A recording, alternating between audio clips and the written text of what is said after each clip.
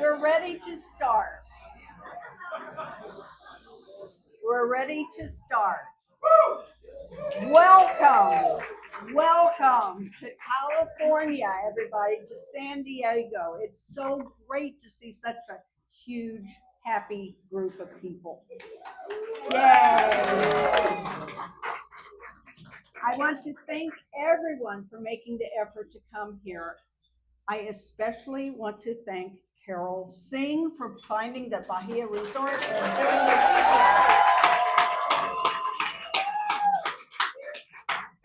We have an exceptionally great group of people here. We are an elite group. Our athletes are among the best athletes in the world. Yes. Their determination, their dedication, their physical and mental strength is over the top. And our organizations, administrators, coaches, and pilots share that same determination and dedication to this sport. I think we should give ourselves a round of applause.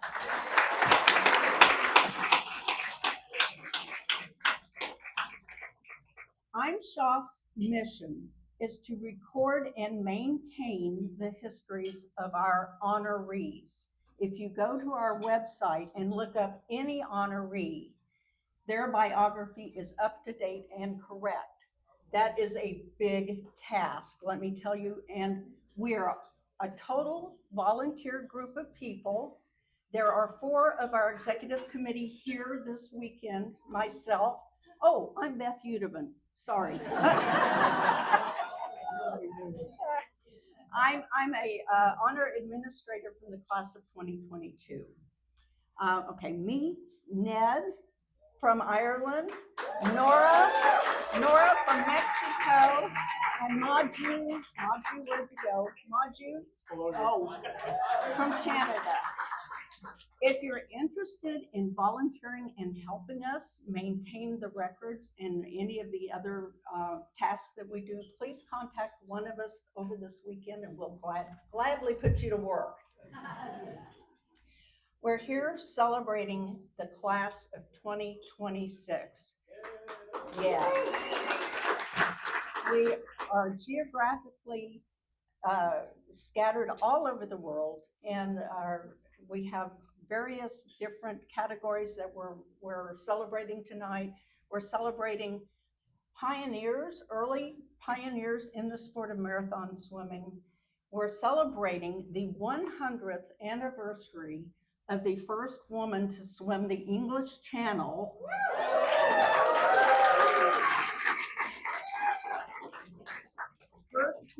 Gertrude Ederle. In 1926, an American woman swam the English Channel and broke the speed record at that time. So we have decals on the table of Gertrude Ederle, and we also have information for the 100th anniversary of the first crossing of Catalina, and they're going to be celebrating that next April. Once again, thank you for coming. Enjoy the weekend. Enjoy seeing old friends and meeting new friends. And now I'm going to turn it over to Ned, our master of ceremonies. Slide by slide. Yeah. Good evening, everyone. I want to just tell you what the agenda is going to be and go through a couple of things. We are celebrating the class of 2026 new inductees and award winners. And what's going to happen is each of them is going to be introduced here. And if the person is present, they're going to be standing on the X. And part of my job is to put people in headlocks if they go too long. You've played before. We have 4 honorees that unfortunately are no longer alive, as Beth described from the very early days.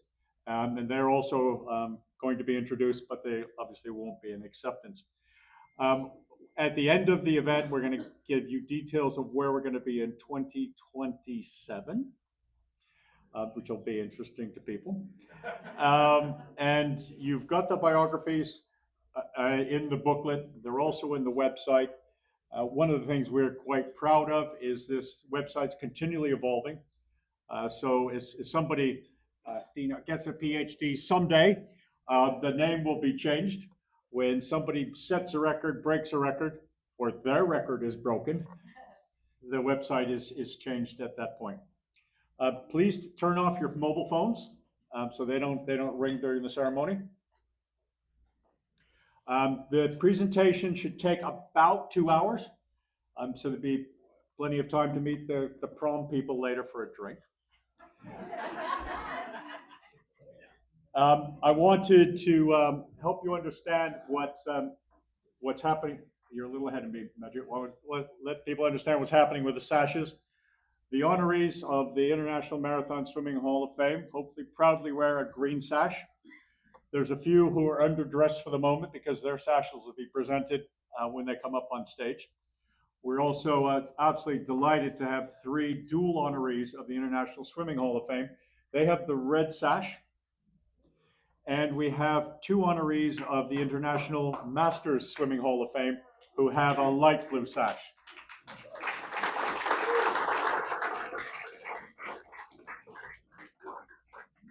At the end of the evening, we're going to ask the people with sashes and on the executive committee to come and take a group picture, and that will be proudly on our website for decades to come.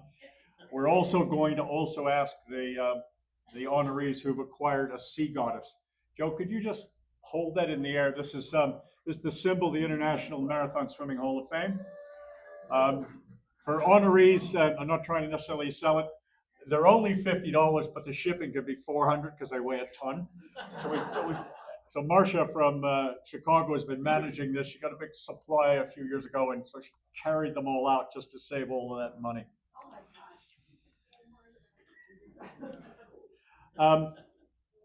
We have some people who have never been to one of these proper ceremonies before. Our proper ceremony started in 2011 at the United Nations. So 3 people in the room, Alex, Bárbara, and John, have never been to one of these ceremonies. So hopefully you'll leave here with a good impression. Paul has never been to one of the big ceremonies before. He came to the ceremony in the lunchroom of the old Hall of Fame where we got sandwiches from the local gasoline station and cans of Coke. But in that same event, Paul was inducted into the International Swimming Hall of Fame. I was there, and he got a real proper round of applause, so don't feel too bad. We have one person in the room who's never been to one of these big ceremonies, never had a round of applause. So let's fix that. Karen Burton-Reeder, stand up for a round of applause.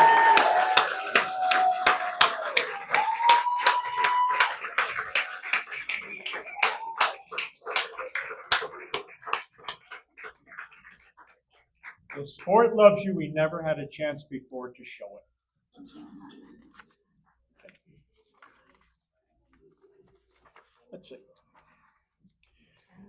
We have 7 acceptances, and in the room for honorees, I have to double count, but I think we have 31, which is the largest group we've ever had in this Hall of Fame, and it's really special, hopefully, for Jacqueline and Alex and John and the others to know that there's a group within the sport that have taken the time to come and honor you.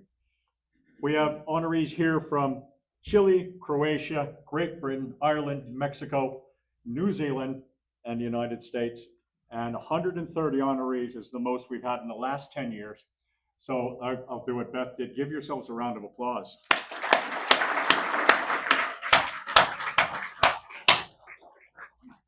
Much of our funding comes from generous donations. We call them patrons. We have 24 patrons in the room, people who've contributed just to keep this organization running. No one in the executive committee is paid. We don't get expenses to travel. We do it ourselves. Let's see.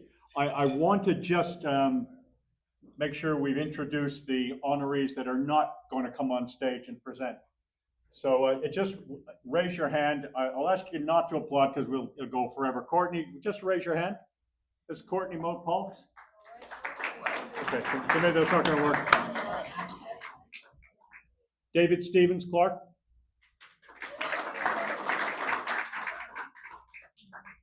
Elizabeth Liz Fry.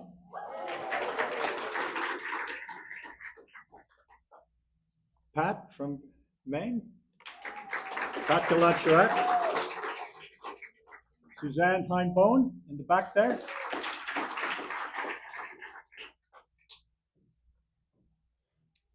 Catching up with me, at you. I think one more. One more. Give us a second, folks. The computer's thinking. Julie Ridge.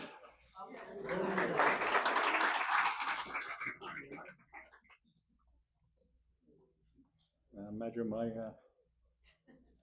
we're out of sync for the moment. Sorry, just give us a second. Sorry, Courtney, with a double mention.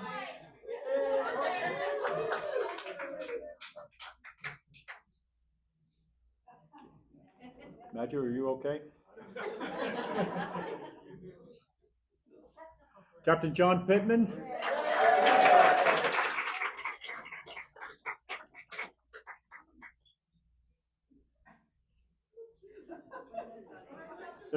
There's a little bit of write-up, so I want you to have the write-up. Dan Simonelli.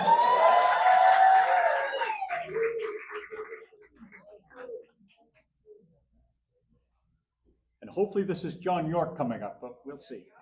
Come on, Johnny. John York. And the final person with a sash that's not otherwise presenting or being presented to is Jim McConaughey from the Masters Swimming Hall of Fame.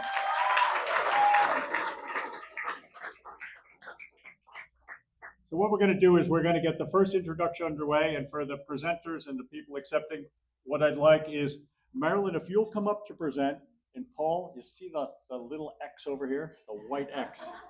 If we can have you stand there. And when you're all done, what's going to happen is Marilyn will present the award, and you'll exit stage right, and Paula will take your picture in front of here while the next group comes up.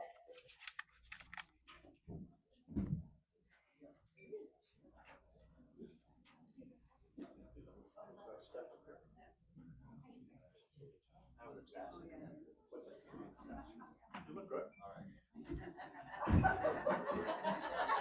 Better than I saw you with just the one. The sash placement is key. Good evening, honorees, distinguished guests, and friends.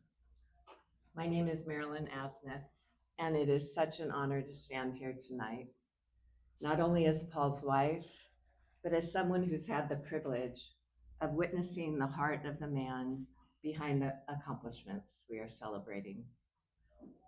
Many of you know Paul Asmuth as one of the great figures in professional marathon swimming. He won 18 majors, including 7 years in a row, the annual points champion of the World Professional Marathon Swimming Federation. He completed 59 professional marathon swims in every imaginable condition. He became the first swimmer to circle Manhattan Island, 28.5 miles in under 7 hours. In Quebec, he conquered both the 20-mile and 40-mile races at Lac Saint-Jean, earning the nickname Le Roi, translated the king. He won the 26-mile Lac Memphremagog 6 times. He captured Waikiki and decades later returned to win again. His achievements led to induction into the International Marathon Swimming Hall of Fame and the International Swimming Hall of Fame. But what makes Paul extraordinary is not only what he accomplished in the water, it's what he chose to do afterward. From 2006 to 2012, he coached the USA Swimming National Open Water team, including the Olympic Games in Beijing and London. He helped guide world champions and Olympians, including Alex Meyer, who we are very proud of.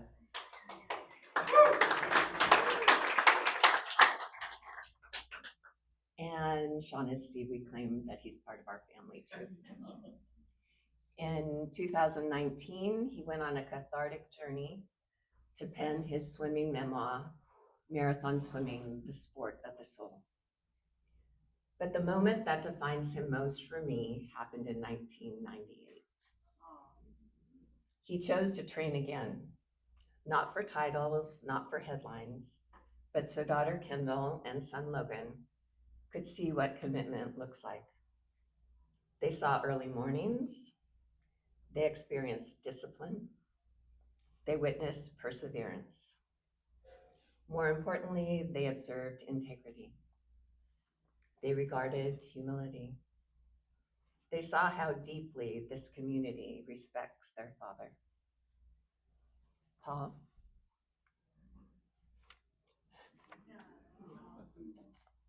You have given so much to this sport, but you have given even more to your family. You have shown our children and all of us that passion pursued with integrity becomes legacy. And tonight, as you receive this award, I hope you feel what fills this room: admiration, gratitude, love. I am endlessly proud of the swimmer you are, but even more proud, deeply, fiercely proud of the man who comes home to us when the races are over. Congratulations, my love. The world may measure greatness. The world may measure greatness in miles and medals, but those of us who know you best measure it in character. And by that measure, you have always been and will always be an extraordinary champion. Thank you, and I present Paul Andrew Asmuth.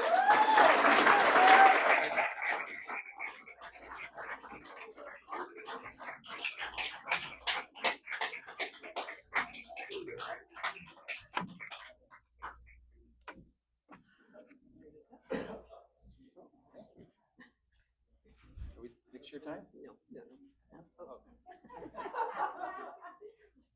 And then Ned, make sure I'm on task. Thank you. Whew, that's hard to follow. Thank you, baby. Thank you, my beloved. Your heartfelt message is, you've really blessed my journey for almost 30 years now of swimming, coaching, writing a book, and a lot of other kind of crazy things that I come up with along the way.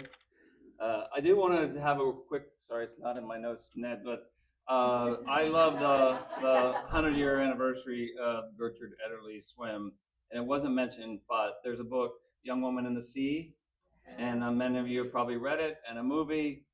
Love it both. Watch it. It's for those of you who swum the English Channel or not, seeing the scenes that they film in the English Channel, very, very realistic of what we would go through.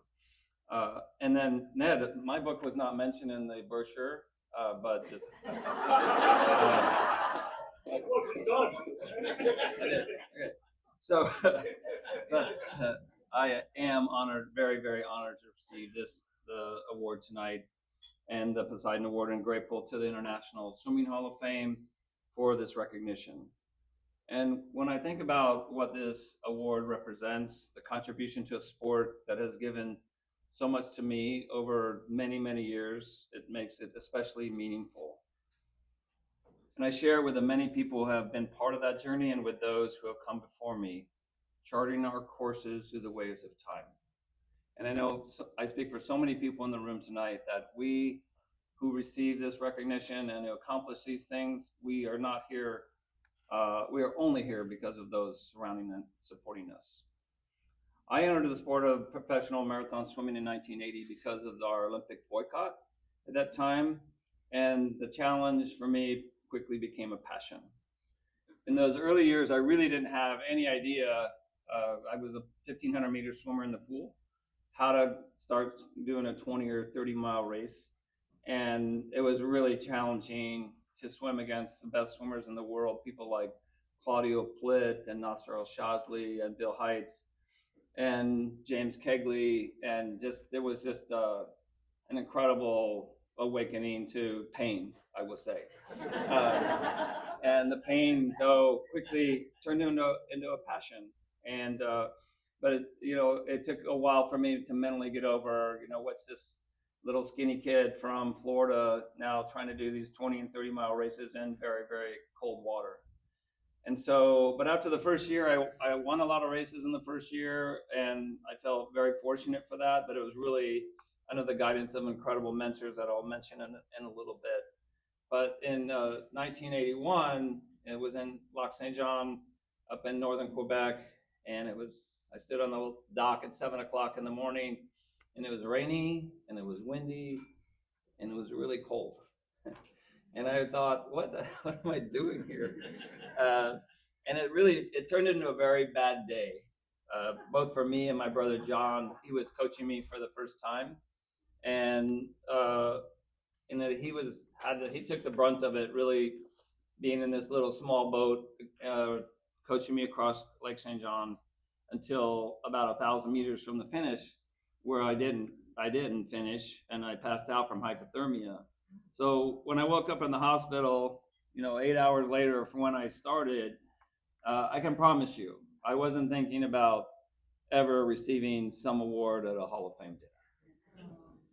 And so, but through the encouragement of people like Charles Red Sylvia, people may know Coach Sylvia over the years, he's passed away now, and Sam Fries, who has also passed away, Carl Smallwood, Denny Lavelle, Jill Potvin, Lynn Bluin, and others, I kept doing it.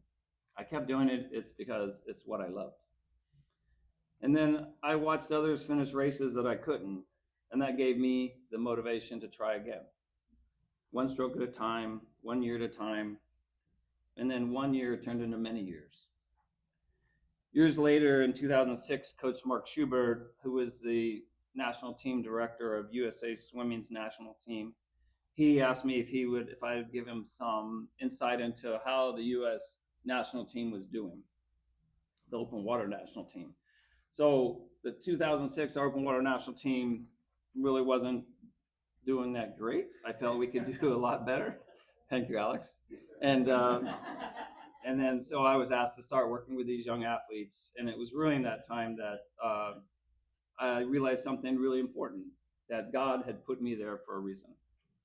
And I began to understand that my gifts as an athlete, a coach, a leader, could be used to help others find and reach their potential, offering me much in return, including the opportunity to be part of Olympic experiences, something that I had really desired in 1980, and reminding me that the path we're given is often greater than the one we can imagine. And it is through that work that I was introduced to our next inductee, Alex Meyer. As I stand here tonight, I'm reminded that this sport was never really been about the distance or the finish. It's about the journey. The people who guide us, challenging us, not quite soon though, challenge us and believe in us along the way. I am deeply grateful for that journey and for all of you who have been a part of it. Thank you.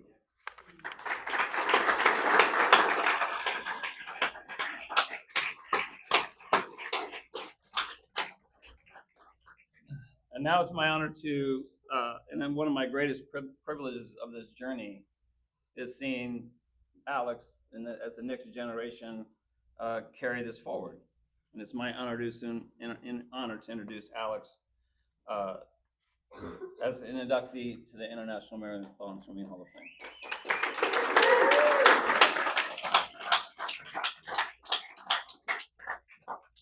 I first met Alex in 2009 when he made the USA World Championship open water national team, competing in Ostia, Italy, which is really close to Rome. This is where the beach is. Alex was entered in the 25-kilometer event, and at that point, the longest race he'd completed was 10 kilometers, I'm pretty sure. So a 5-hour event versus against the best in the world, and he'd only done a 2-hour race up to that point in time. Quite a step up for Alex. But what I witnessed in Alex and in that team was the beginning of a transformation in toughness for USA open water athletes. Alex's leadership and his mindset to never give up were evident from the start. Unfortunately, in that race, Alex was disqualified at the finish after being caught in some really heavy surf and going over another swimmer in the surf. But in many ways, that was the beginning of his marathon swimming journey. And that disqualification happened at the very end of the race. Over the next 3 years, I watched a young man face adversity and not just persevere, but truly thrive. He committed himself to excellence, traveling the world to compete against the very best in the sport. And in 2010, he went to the Open Water World Championships in Lac Saint-Jean and won the 25-kilometer event, an incredible achievement for someone so new to the sport.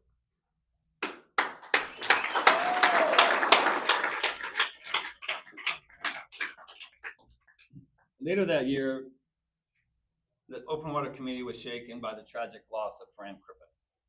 Alex and Fran were best friends, and this loss was deeply personal. What we saw next was remarkable. Alex turned his grief into purpose, into determination to make the 2012 Olympic team.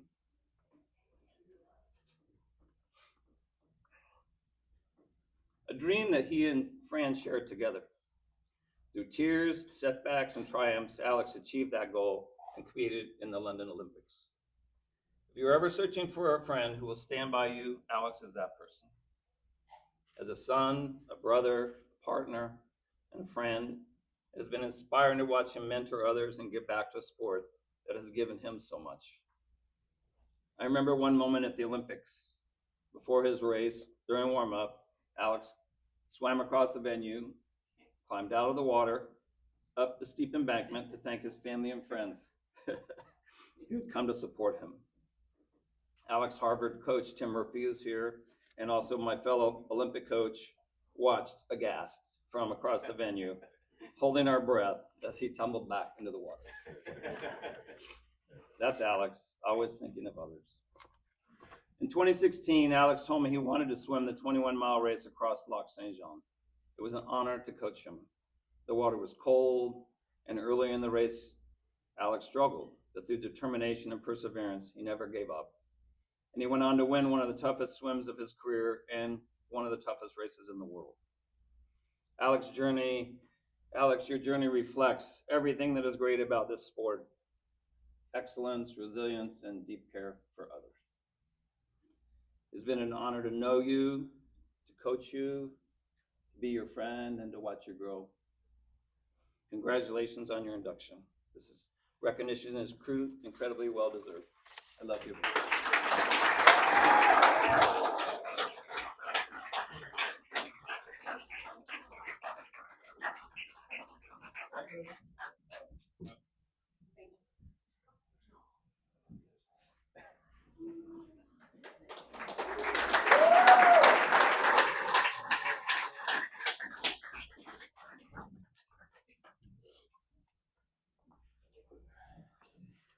Been really jealous of all you other guys with these green things on.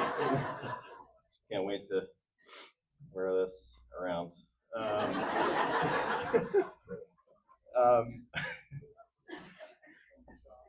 Let's see.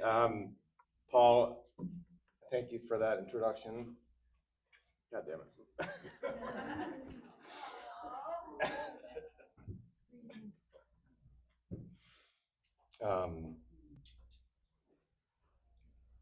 You mean the world to me. You've been a lot of things to me. You've been,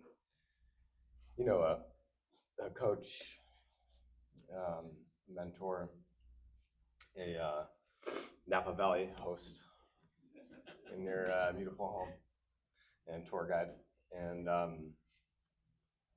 most of all, just a really good friend. So thank you. And yeah, we've had a, same as the rest of this table number 10 here. We've had we've celebrated the high highs and had some low lows together, and just really grateful for you and everyone here that's supported me through the journey. I first want to thank the organization, the Hall of Fame organization. Ned told me not to thank him personally, but I'm going to do it anyway. So thanks, Ned. It's a lot of I know like kind of my work goes into putting these things on and running an organization like you do, and like you said, it's a lot of volunteers and people that do it out of their love for the sport and the community. So everyone that involved with the org and Ned, just want to thank them all for putting this on and you know, being part of the kind of the glue that like holds the community together. After, I mean, a lot of us have put a lot of hours and invested a lot of time into our sport, right? And once you kind of you know, and move on to other things, there's like a sense of loss there a little bit, where you don't, you know, always training for the next thing, or you know, the next golden goggles or whatever, you know. And there's but it's things like this that I think hold the community together, which is really important, I think. And just this weekend, having all my people here, I feel like I've kind of watched my life replay in slow motion a little bit. And from you know, just reminiscing about old times, and Murph being still probably a little bit mad about us drinking on training trip, and talking to Josh Stern on FaceTime today, and having old teammates here. It's like I feel very connected to my journey and to myself and kind of my story with swimming, which is obviously a huge part of my life. So it's been a really special kind of integrating experience, I guess, that you know, this event has facilitated for me personally, having everybody here, and it's really meaningful and really special. And I just especially want to thank everyone at the table here, you know, starting with my parents, who, you know, were there from the beginning. I mean, they met in the pool.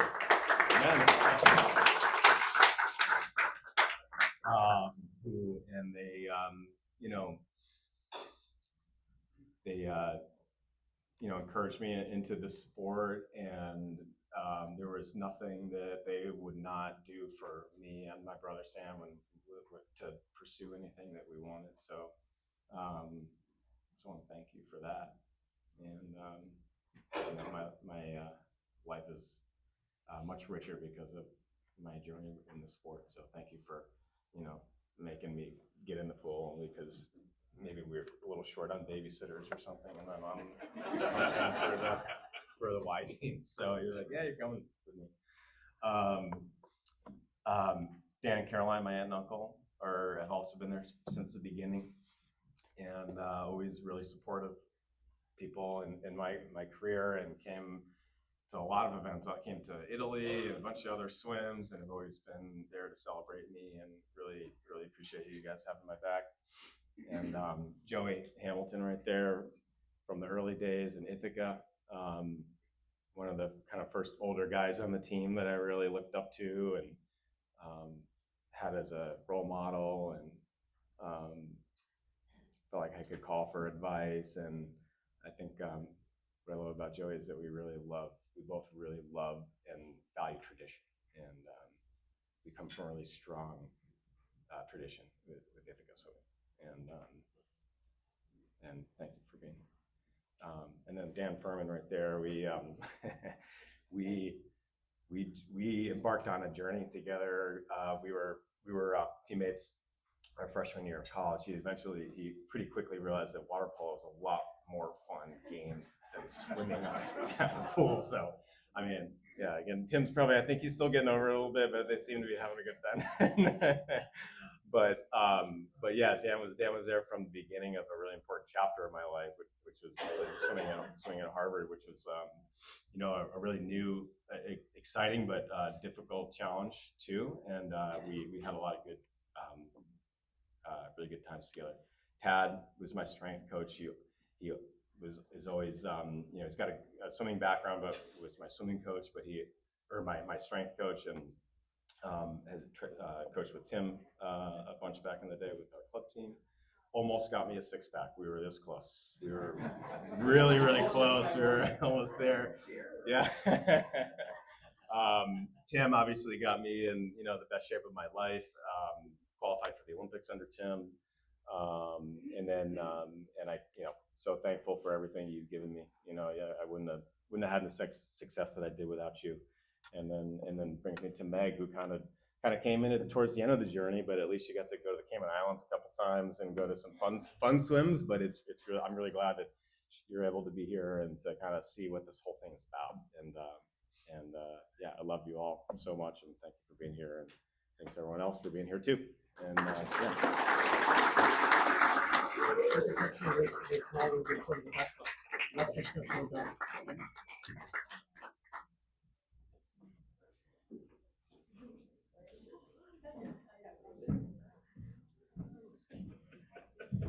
Oof, what a way to start. Good evening, everyone. Buenas noches. My name is Jaime Lomelinga Baldon from Mexico.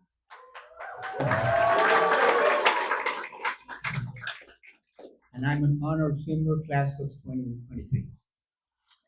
It is my honor to introduce Maria Digna Escurra de Ortellano from Paraguay to be induced into International Marathon Swimming Hall of Fame class of 2026 as an honor swimmer. Maria Digna Escurra comes from a small country in South America, little known and not known at all for its open water swimming epics. This is Paraguay. She swam 380 kilometers late in the 50s, among other deeds at a time. She's no longer with us or could find any relatives to come, but wherever Maria Digna may be, we're proud as Latins to have her in this select group in the International Marathon Swimming Hall of Fame. Dios la bendiga y felicidades, María. God bless her and congrats, María. Thank you.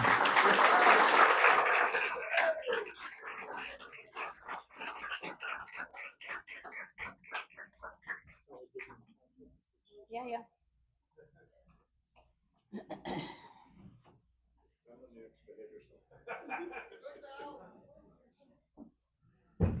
Letter X. Good evening, everyone. I'm Sally Minty-Gravitt from Jersey, the honour swimmer of class of 2005. Before I start, don't tell me off, Ned, a little bit of silly trivia. I'm glad I've seen Paul tonight because this doesn't happen very often, but on the 9th of September in 1985, I was in the English Channel for my second Channel swim on the same day as Paul was and Mike Reed. And that doesn't happen very often, does it? So there you go. Thank you. Tonight, I'm introducing a really good friend. So Charlie and I first met Cliff in 1992 as on Swimmers Beach in Dover, when Charlie and I were there in town for my third English Channel swim. Cliff was wearing bright baggy pants and braces, suspenders as you call them in America, and juggling. And we both thought that he was a beach entertainer. But once we introduced ourselves, he said that he was actually in training for and waiting for his first solo English Channel swim. It was the start of a very long and great friendship. For those who don't know Cliff was from a running background, and still is, and he is known to describe himself as a runner masquerading as a swimmer, and many others would disagree. When he decided to swim the English Channel, he was first introduced to fellow honoree Frida Streeter, MBE, who became his mentor, coach, and great friend. And so started his open water swimming journey.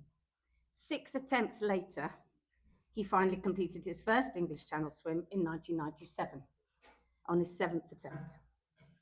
If that isn't endurance, nothing is. He also started crewing in 1992 for experience, as we all recommend people do. In 1994, Cliff took part in a relay around Jersey called the Willie Eaters Relay. It was mixed up with two families called the Williams and the Streeters. And Cliff substituted for somebody that was sick on the day. And when he did that, during the relay, Cliff vowed to Charlie and I and the Jersey Long Distance Swimming Club that once he'd swum the channel, he would return to complete a solo round Jersey swim. This also started a very strong affinity and relationship with the Jersey Long Distance Swimming Club, which holds to this day. And after his English Channel success in 1997, he stuck to his promise and came to speak to Charlie and I and said that he wouldn't complete his first Jersey swim until he could pay for it, because we were doing them voluntarily at that time. Charlie said, £50. Cliff said, I'll give you 100. And that was our first paying customer was Cliff. Since then, Cliff has mentored and assisted and crewed on 120 plus solo English Channel swims, round Jersey and other swims around the world.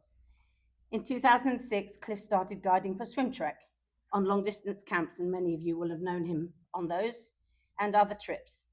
And in that time, and still today, Cliff, with his fellow guides, have helped and mentored more than 1,000 swimmers, chasing their dreams to swim the channel and other recognized endurance swims. He also wrote the very useful and famous Tips and Bits for Your Channel Swim document, which is actually shared worldwide, and he updates it each year and makes it free for all. Cliff modestly refers to his small portfolio of solo swims, and these are, in brief, three English Channel solos. Sorry. So, 3 Windermere's, 3 Zurichs, 3 round Jerseys, and 2 Jersey to France solos. He also has done other swims beside that, and also a variety of relays. He has also been a key member of my crew for 5 out of my 8 channel swims, including my 2-way 10 years ago, and 2 of my round Jersey swims as well. A true and worthy, honest volunteer, mentor. Ladies and gentlemen, I give you Cliff Golding.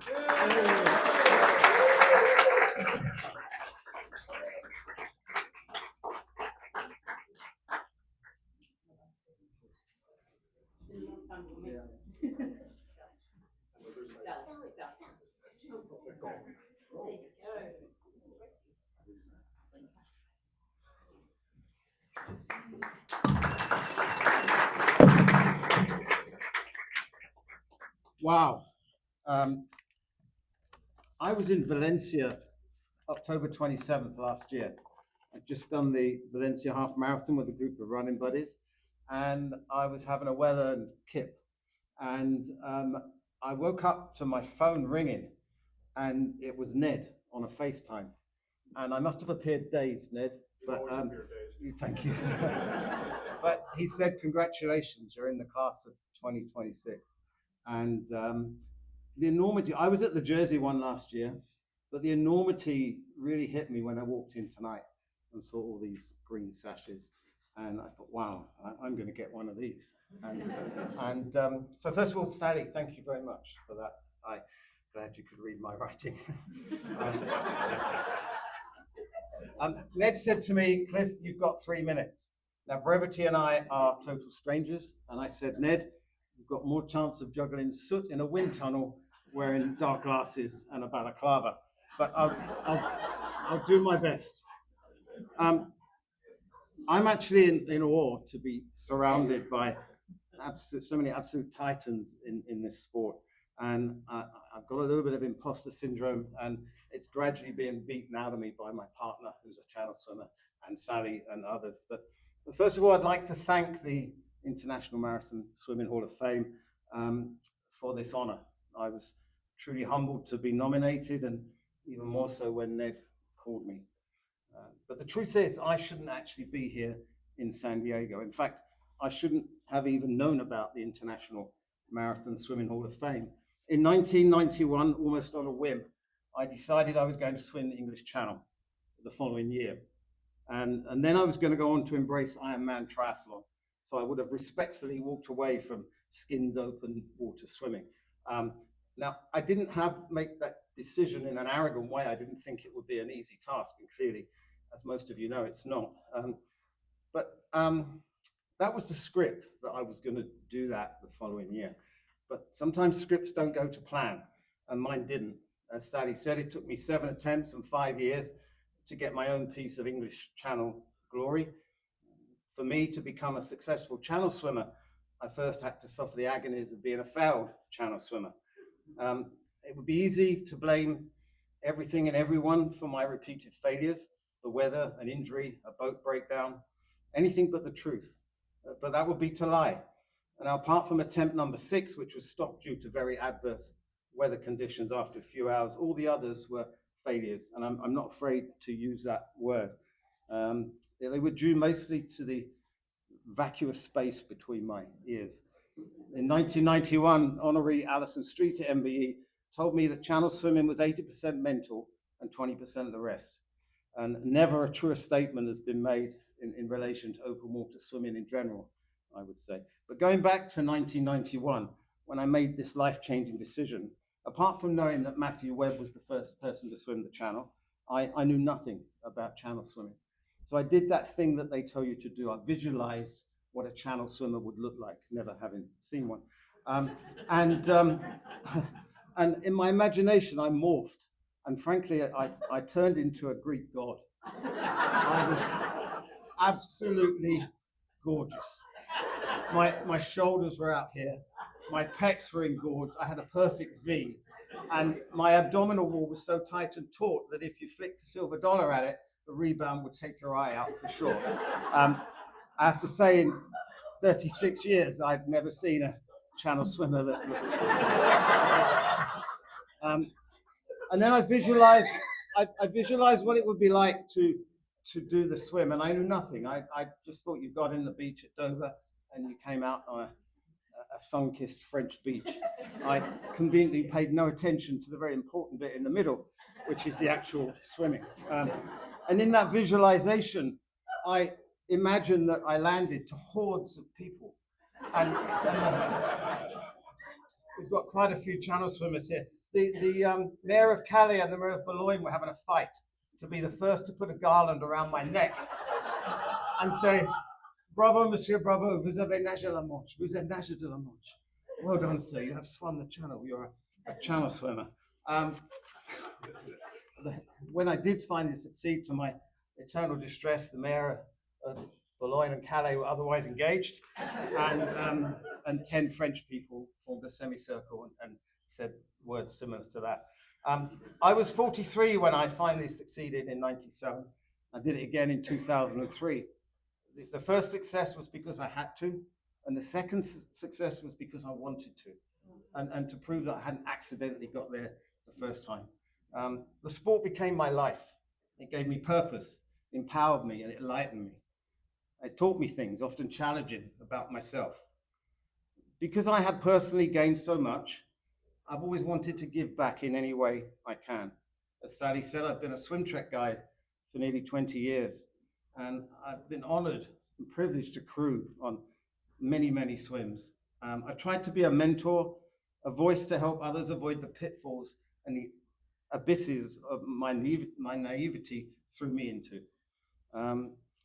Swimmers will often say that their crew that they couldn't have completed the swim without them, and surely that is hugely important to have a good crew. But it's the swimmer who goes into those dark places, looking for courage, fortitude, and a spirit and strength to prevail. And if they don't prevail, invariably, well, they just dust down, they train some more, and they do it again. I've loved this sport. I love this sport. And I have the utmost respect and love for the thousands of people that I've met in 35, 36 years. With all my heart, I thank each and every one.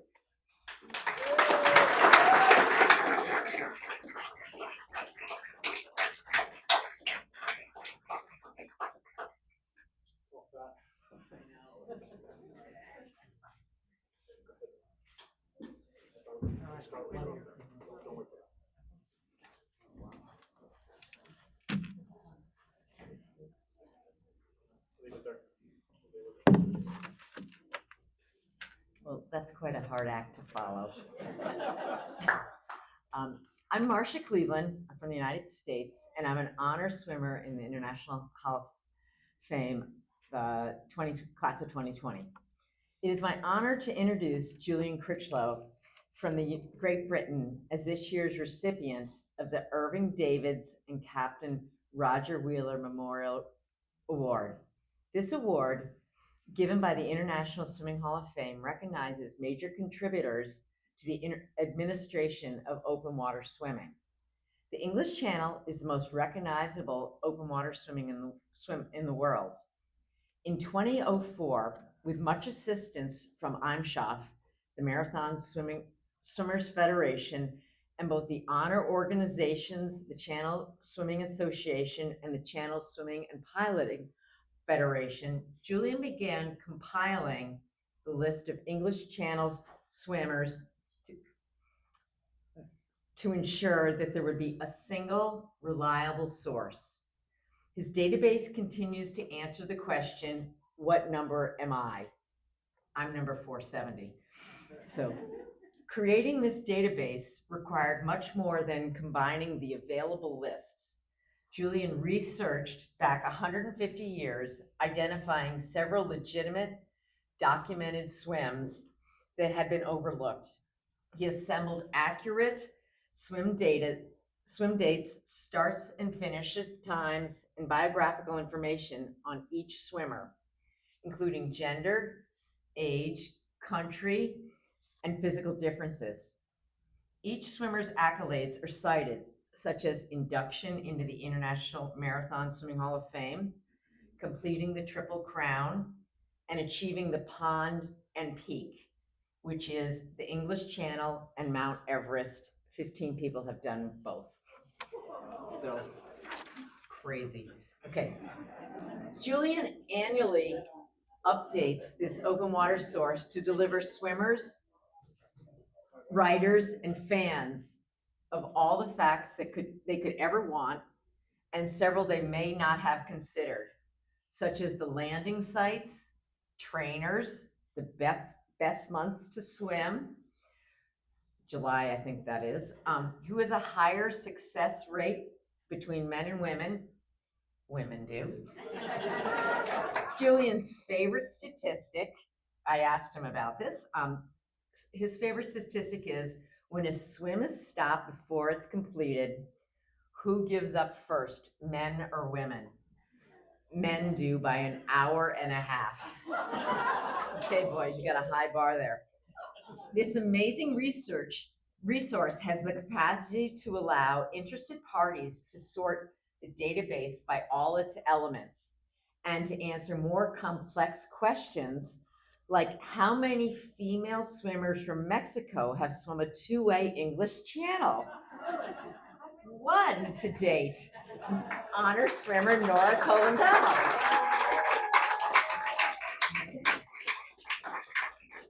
It also enables researchers to analyze the history and successes of the English Channel swims. Julian publishes these results and lots of commentary on his blog sites, Channel Facts.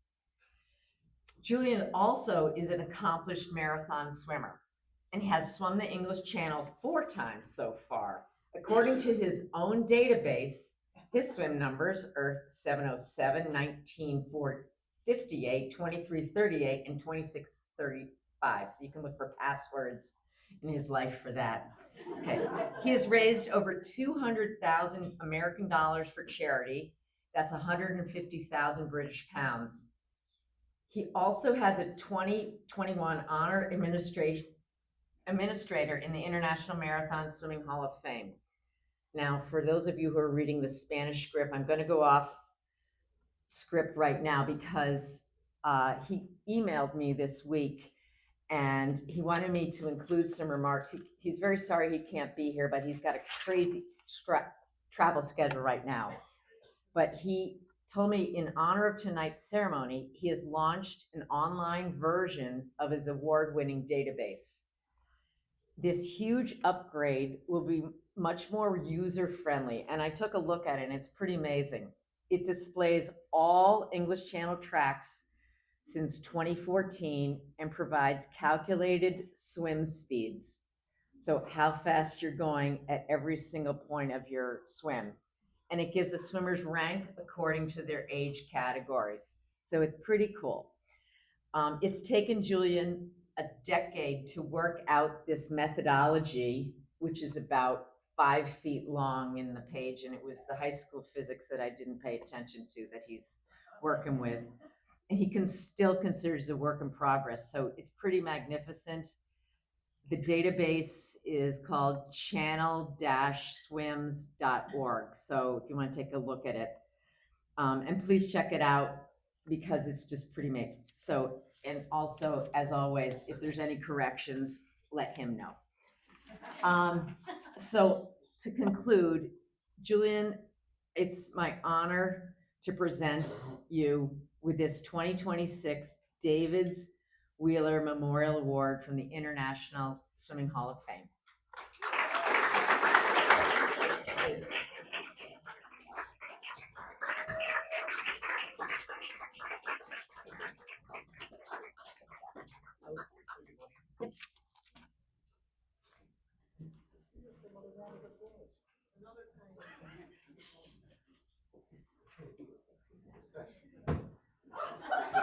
You're done, Cliff. You're done, Cliff.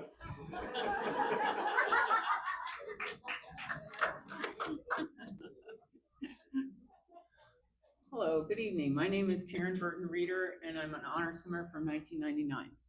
It is my privilege to introduce honor swimmer Amelia Millie Gade Corson, who is the second woman, the first mother to swim across the channel less than 1 month after Gertrude Ederle. Millie Gade was born in Denmark and learned to swim and work as a lifeguard and instructor. At age 16, she was awarded the Royal Life-Saving Medal from the King of Denmark for saving a young girl who almost drowned in 20 feet of water. Millie brought her up to the surface and hauled her to shore, where she was resuscitated and survived. After World War I, she immigrated to the United States and was soon hired as a swimming instructor in Harlem. She decided to swim around Manhattan Island, although 2 others had already completed this feat, and approached a naval vessel, the USS Illinois, asking for maps and tide charts. She met Lieutenant Clemington Corson, who taught her to read the charts and assisted in her training. She completed the swim around Manhattan in August 1921 in 15 hours and 57 minutes. In September of that same year, Amelia swam down the Hudson River from Albany to New York City over 153 miles over the course of 5 days and 3 hours. She spent 63 hours in the water and was supported by Corson in a rowboat. 2 weeks later, Clemington and Amelia were married. Amelia quickly became pregnant and gave birth to a son and was hired as a swimming instructor on her husband's naval vessel. Millie's first attempt across the English Channel was in 1923. She was 2 miles offshore when the wind picked up, the tide turned, and she was pushed back some 7 miles before abandoning the attempt. She had her second child in 1924 and headed back to Europe for a second attempt to cross in 1926. On August 28th, she entered the water at 11:32 p.m. in France and reached the English shore under Shakespeare Cliffs at 3 o'clock in the afternoon. Her time of 15 hours, 32 minutes was just an hour more than Miss Ederle's time. Clemington Corson rowed in a dory near his wife all the way across the channel, refusing to allow anyone else to take the oars.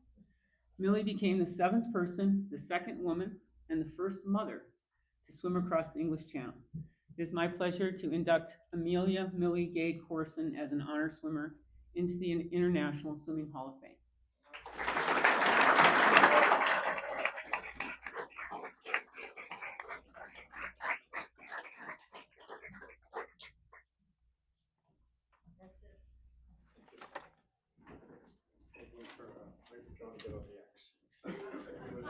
X marks the spot.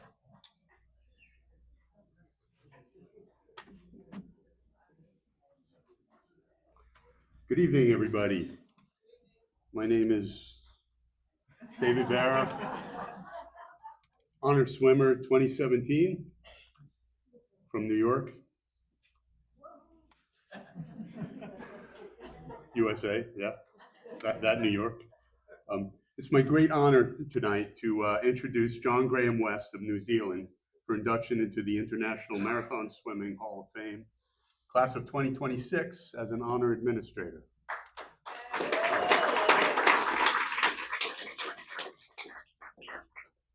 In marathon swimming, we often celebrate the athletes whose courage and endurance carried them through great distances and difficult waters. This sport also depends on dedicated leaders behind the scenes, people whose judgment, fairness, and vision make those achievements possible. John West is one of those people, and for decades, he has been among the best and most prolific. John's impact on open water swimming has been felt at every level of the sport. He has officiated at 4 Olympic Games: London, Rio, Tokyo, and Paris, taking on roles of increasing responsibility, culminating in his service as technical event manager for the marathon swims at the Paris 2024 Olympic Games. He has also officiated at World Championships for well over a decade and has served repeatedly as head referee at the highest levels of international competition. John's contribution extends beyond any single race. For more than 15 years, he's helped shape the sport itself through his work with World Aquatics, including long service on the Technical Open Water Swimming Committee. He has played a central role in developing rules, strengthening officiating standards, and building certification pathways that support fairness, safety, and excellence around the world. Equally important is his commitment to education and global development. Since 2009, John has led official schools and clinics across the world, from Oceania to Africa, from Asia to Europe, training and mentoring the next generation of open water officials. His influence can be seen not only in major international championships, but also in emerging swimming communities across the globe. This legacy is especially meaningful tonight. International is the first name of IMSHOF. And in this class of 2026, we celebrate honorees from 3 countries for the very first time: Chile, Paraguay, and Syria. John's work in helping create the conditions that will welcome even more new countries into our sport in the years ahead. At the national level, John has also been a distinguished leader within Swimming New Zealand, serving as president, selector, and technical committee chair, earning him life membership in recognition of his extraordinary service. Today, he continues to shape the future of aquatics as General Secretary of Oceania Aquatics and as member of the World Aquatics Bureau. What stands out most about John, not only the range of services he's provided, but the character he brings to it. In a sport where conditions can be unpredictable and the stakes are always high, John brings calm, integrity, fairness, and deep respect for the athletes and the sport itself. It's because of leaders like John West, marathon swimming continues to grow, to flourish, and to reach new communities throughout the world. Please join me in welcoming John Graham West of New Zealand, Honor Administrator, class of 2026, into the International Marathon Swimming Hall of Fame.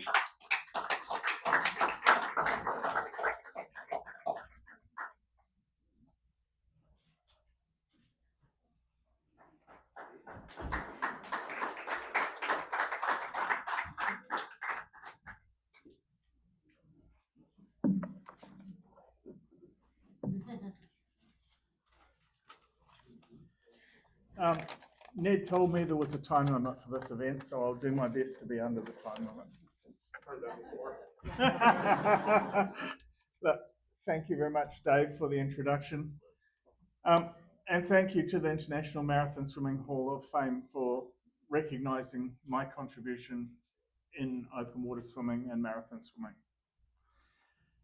The late Dennis Miller, our honoree from Fiji, got me involved in open water swimming probably about almost 40 years ago. And I didn't expect my involvement to continue as long as it has or as deep as it has. As Paul said earlier, we make this contribution because of the passion we have for the sport whether it's personal achievement or the desire to make things better.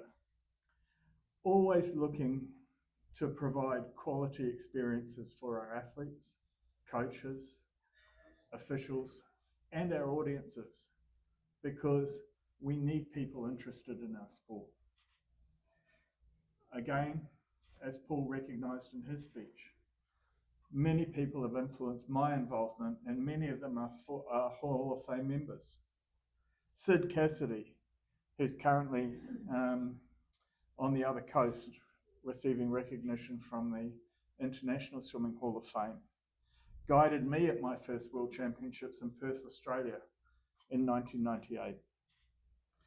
And his enthusiasm and guidance continues to this day. He's very, very enthusiastic for open water swimming and continues to represent the sport at the highest levels. Ronnie Wong, Melissa Roberts, Chris Gerston, the late Sam Greetham, they've all played a part in helping me to make a better contribution and what I've been able to offer the sport in the time I've been involved. Shirley Taylor-Smith also had a strong influence on my progression in the mid-2000s. When we administer the sport, it takes a team of us, and many of my colleagues on the Open Water Committee have all played a part in that, and together we've tried to make the sport better. My good friend Bill Ford from Australia, Zuhair Al-Mofti from Morocco, Andrea Prayer and Abdel Al-Alawi from Oman. All of them have been part of building and making the sport better. Even though World Aquatics is focusing on shorter distances now rather than some of the longer Grand Prix races that we used to be involved in, I think that open water swimming and marathon swimming has really progressed, particularly in terms of the safety processes that are applied and the procedures that are applied to conduct the events. All of the time we're trying to make them more appealing to our athletes so that even though it's hard work and perhaps it's not enjoyable at the time, we want them to look back at the end of the event and be happy that they've been there and participated. That's our goal.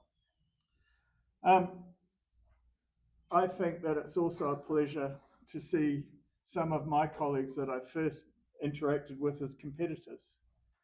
Alex, here tonight. Ferry Wertman, who's also getting an award from the International Swimming Hall of Fame this evening. And the new secretary of the technical committee, Britta Camrell, supporting Sid as chair, and they are now picking up the challenge to progress and improve the sport. And I know that they will continue to try and make things better for all the participants as our sport develops further. For me, it's been a journey that I started not expecting to come this far or be involved in the way that I have. And I look forward to continuing that in the work that I'm doing in the years to come on the Bureau. So thank you all very much, and I appreciate the evening. Thank you.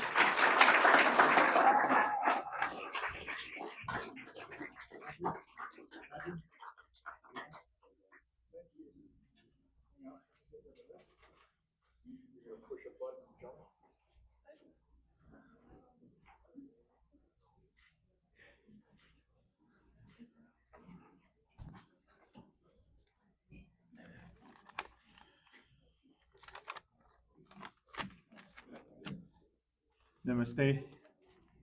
Good evening, everybody. My name is Madhu Nagaraja. I'm one of the executive committee members. I'm originally from India, but living in Canada. And many of you are also wondering why Madhu is inducting Andy Donaldson. Here's why. Andy and Madhu both love masala dosa. a South Indian crepe. Andy and Madhu both love haggis. Fish and chips. Do you need more? I have a long list, but I'm going to get serious now. For Andy, Ocean 7 wasn't just a lifetime goal. It was a one-year itinerary. He didn't just swim the world, he sprinted across the oceans in 355 days with a Scottish grit and an Indonesian warmth. There's a lot of documentations and websites that talk about Andy's swims all over the planet. But I want to highlight the human behind this. I spent about an hour chatting with him, and I want to highlight Andy Donaldson's character, his journey, and the values that drive him. The brave pivot. Andy had the courage to walk away from a stable career in finance and accounting to follow his passion. His story is a powerful reminder that it's never too late to trade a safe path for a purposeful one. Vulnerability as a strength. He's incredibly open about his personal struggles with mental health and burnout. By sharing his lows, he's become a beacon for others, showing that even elite athletes face internal tides. Scottish grit, Indonesian warmth. Born in Scotland, now living in Perth, he carries the proud, hardworking values of his father and grandfather into every swim, blending old world resilience with a sunny family, community-focused outlook. A mission-driven why. He doesn't swim just to break records. He swims to create a platform. His why is rooted in stewardship, raising hundreds of thousands for mental health research, advocating for swimmable, drinkable oceans. Curiosity over ego. Andy approaches the world with a beginner's mind. He's deeply curious about the people he meets, the cultures he visits, and the complex environmental challenges our oceans face today. Healing through nature. For Andy, water isn't just a race course, it's a sanctuary. He often speaks about healing power of being in nature and how the ocean helped him recover his own sense of well-being. A global citizen of the table, as I have discovered, his love for global cuisines isn't just about fueling, it's about connection. He uses food as a bridge to understand local cultures and to celebrate the community that supports his adventures. It's my privilege to induct Andy Donaldson into International Marathon Swimming Hall of Fame. Andy, the water is yours. Tonight we'll enjoy this feast on your behalf.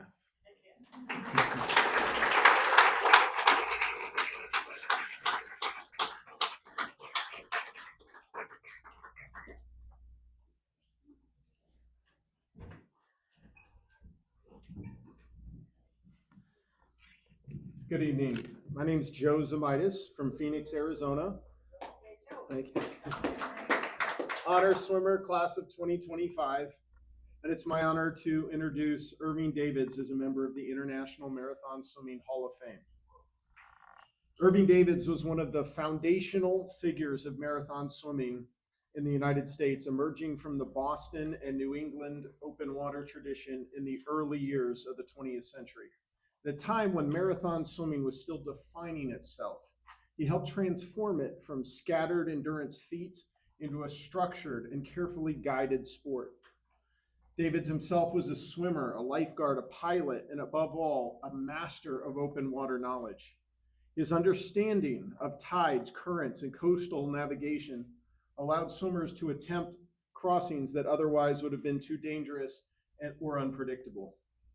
In this role, he became an essential guide behind some of the era's most important marathon swims.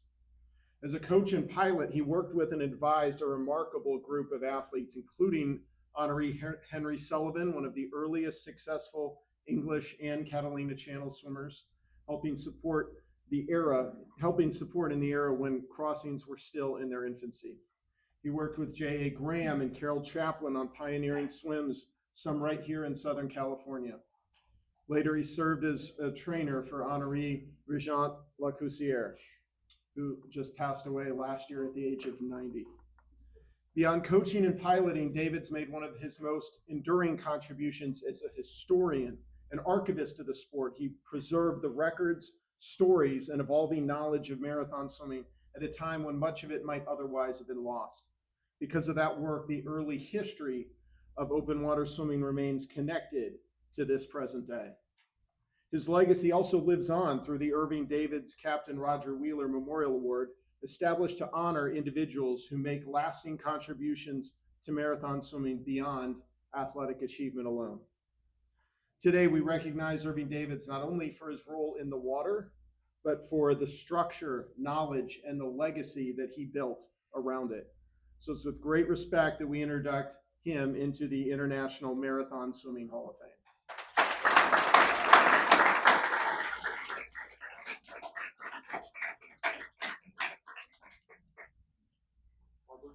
Bárbara.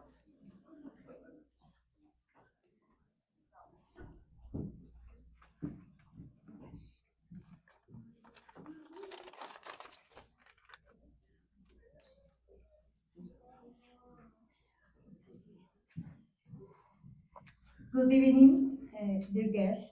My name is Nora Toledano from Mexico. I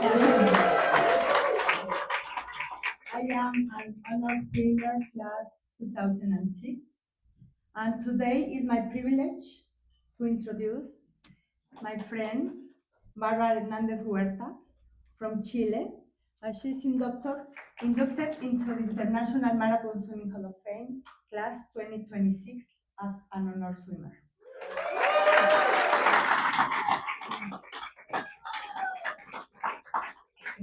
Bárbara and I became good friends during the pandemic, about 6 years ago. At first, we talked online about our open water swim projects, and we shared advice with each other. At that time, she was preparing for her last swim of the Triple Crown, and a little bit later for the Ocean 7. I was so curious, and I wanted to know her secrets. How could she tolerate swimming in such low temperatures? And how does she break the ice in every sense? Since our very first conversation, I started to admire Bárbara, not only because of her determination and tenacity, but also, and above all, for her quality as a human being, her generosity and her joy. Also, because as a Latin American woman, she has opened paths for other female and young girls in her country and in Latin America. Then, after 4 years taking over the internet, sharing our ideas, our dreams, Bárbara invited me to be part of her crew for her Tsugaru Strait, her 7th and last ocean.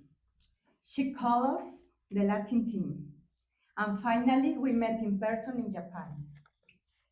During that trip, I also met Lalo, Bárbara's husband, who always supports her swims and dreams, and together they make a great team. Lalo is here today. Gracias, Lalo. Bárbara, better known as La Sirena del Hielo, or the Ice Mermaid, has pioneered in the Chilean and South America marathon and ice swimming community. She started her marathon swimming career in 2006, taking part in 2 races of 10K in South America, in Colombia and Argentina. Today, she has an extensive list of successful swims. Bárbara is an Ocean 7 and Triple Crown swimmer. In 2021, she completed the 40 Bridges of New York. In 2025, she achieved the 2-way crossing in the English Channel. She has done the ultramarathon from Lisboa to Cascais, Lake Zurich, Rottnest, Scar, and Four Islands San Francisco Marathon swim. As a night swimmer, she holds 4 Guinness World Records, and she has pioneered new routes in South America, as well as completing the Beagle Channel and the Strait of Magallanes. I couldn't say that word in English, sorry. Magellan. She also found the Bárbara Hernández Swim Foundation, aimed at promoting open water swimming, ice swimming, and aquatic marathons throughout Chile. Lastly, Bárbara is the first swimmer from Chile to be inducted into the International Marathon Swimming Hall of Fame. Congratulations, Bárbara.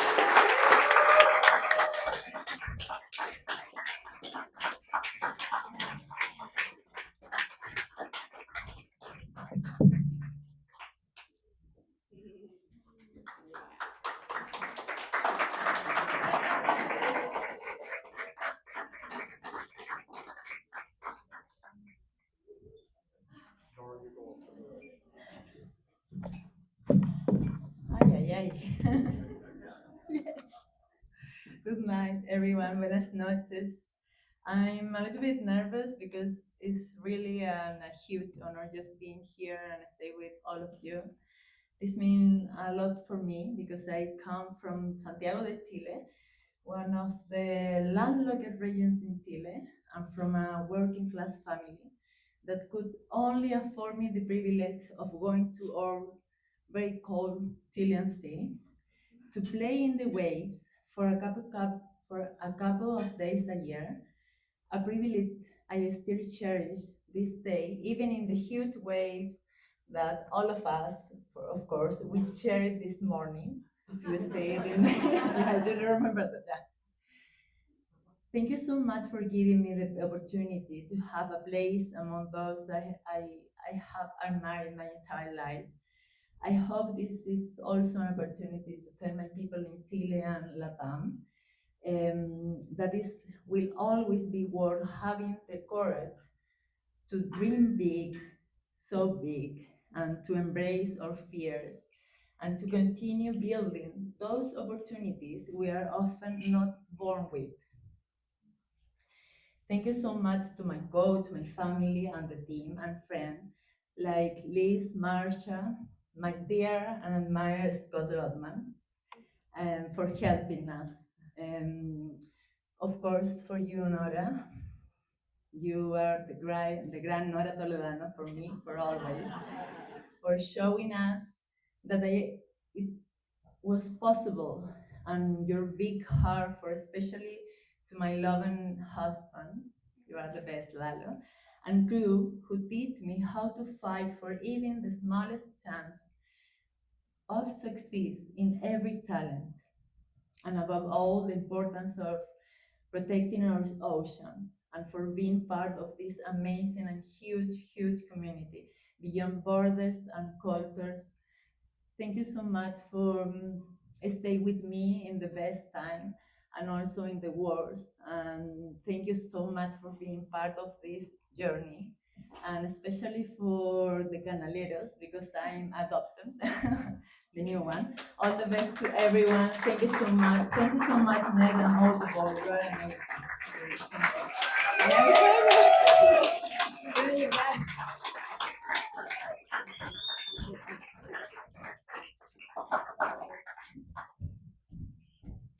I'm so sorry.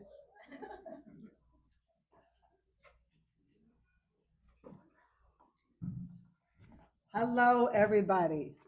My name is Sandra Buca Kirscher, and I'm an inductee into the International Marathon Swimming Hall of Fame class of 2014 and the International Swimming Hall of Fame 2014. Before I go on, I just wanted to first of all congratulate absolutely every single one of you honorees this evening. I've heard such touching stories, acceptances, introductions, and then I see the glorious and magnificent achievements. And I think all of us just want to say, nice job. Treasure this evening, treasure it forever. We're so proud of you, and I'm just honored to be able to be a part of this ceremony this evening. I have the pleasure, you've heard this name mentioned several times already this evening, to introduce Captain Roger Wheeler of the United States to be inducted into the International Marathon Swimming Hall of Fame, class of 2026, as honor administrator. You've all heard already, notably, that Roger Wheeler is one of the namesakes on the Irving Davids Captain Roger Wheeler Memorial Award that is given by the International Swimming Hall of Fame to honor and recognize the contributions of individuals and groups making major contributions to the administration of the sport of swimming. From the Rhode Island Aquatic Hall of Fame, I got to give due credits because I'm saying it specifically. Captain Roger Wheeler was a United States Coast Guard officer, professional marathon swimmer, and one of the most influential figures in water safety and state beach protection in the state of Rhode Island. During World War II, which I find fascinating, Captain Wheeler served in the Army in Mississippi, where he designed a life jacket that became standard equipment for the Army and the Air Force. Captain Wheeler was later awarded the Army Commendation Medal for creating rescue procedures.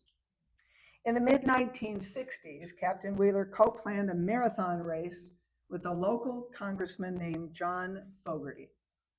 The first John Fogerty Memorial Distance Swim took place on August 24th, 1968 in the state of Rhode Island. It was sanctioned by the then known World Professional Marathon Swimming Federation. Prior to 1968, all races were held in many countries all over the world, but none had ever been held in the United States. In 1970, Sand Hill Cove State Beach was renamed the Captain Roger Wheeler Beach. This area is now a public recreation area covering 27 acres on Block Island Sound in the town of, bear with me, Narragansett. Thank you. All together. Rhode Island, where the annual Rhode Island Open Water Swim is held. Established in 2010, the Rhode Island Open Water Swim has raised over $2.5 million to fund cancer research at Women and Infants Hospital of Rhode Island, a remarkable amount of money. When Captain Wheeler died in 1969, Senator Claiborne Pell recorded his death in the United States Senate as a tribute to his lifelong dedication to recreational safety, a tribute that is truly remarkable and unique. In summary, as I'm crediting again the Rhode Island Aquatic Hall of Fame, which duly notes, Captain Roger Wheeler was both a skilled open water swimmer and a visionary in water safety leadership. His dual legacy as a lifeguard pioneer and a marathon swimmer continues to inspire many through awards, memorials, and the safe, accessible beaches he helped create. I am honored on behalf of Roger Wheeler, his memory, his family, his legacy, to request the induction of Roger Wheeler as honor administrator, class of 2026, into the International Marathon Swimming Hall of Fame.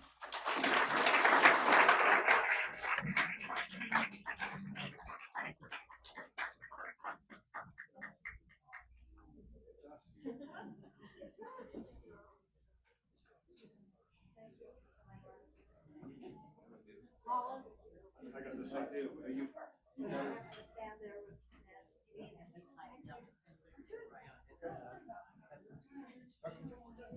I do.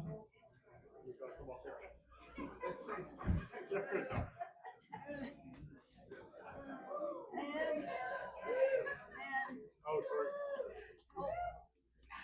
sorry. fell down.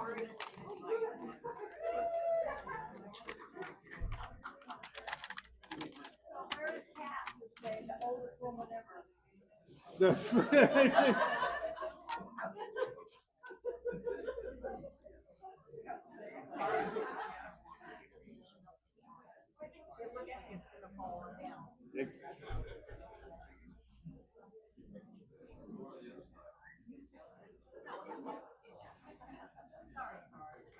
The banner needs more stamina. We're gonna bring it out in the ocean and we'll swim over. But that banner was donated by Paula Selby, our photographer from Catalina. Really special. I've asked her to donate one to the Catalina group. We also do not have a banner for our photos. Paula's not listening. No.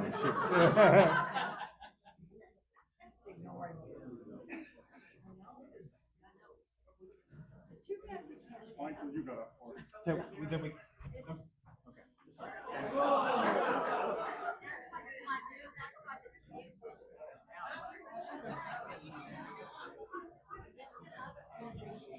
And the night was going so well.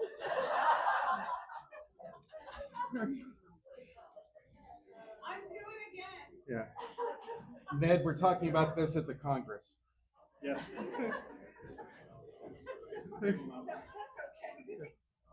I would suggest we leave that and keep going. Okay. Hey, it's Forrest Nelson. I'm a 2015 honor swimmer from the United States. I feel fortunate to introduce our next honoree because there must be a dozen of you who have a relationship with Carol Singh.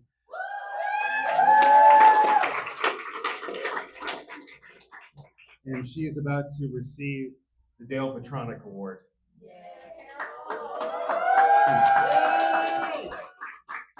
Only IMSHOF honorees are eligible for this award. That recognizes their exceptional support and service to the International Marathon Swimming Hall of Fame. Each year, it's the executive committee that selects the award recipient. Carol Singh is an honor swimmer from the year 2000. She often attends this ceremony representing the Catalina Channel Swimming Federation. And as a San Diego native, she was influential in making sure that this ceremony came to her hometown and worked with the executive.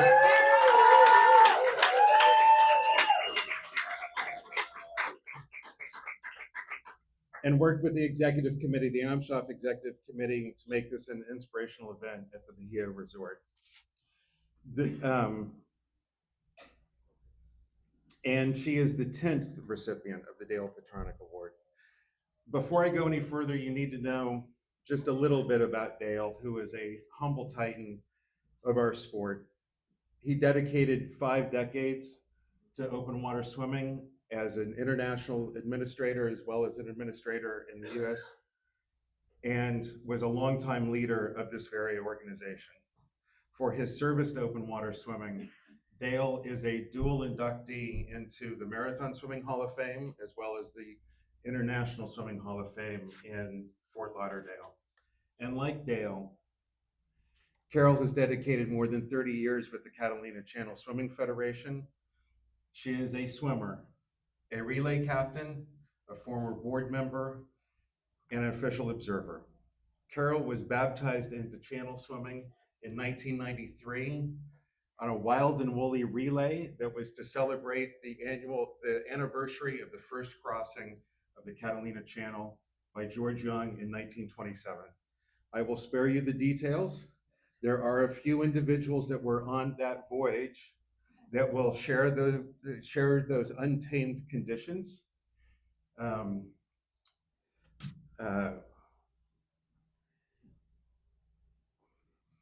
are my notes?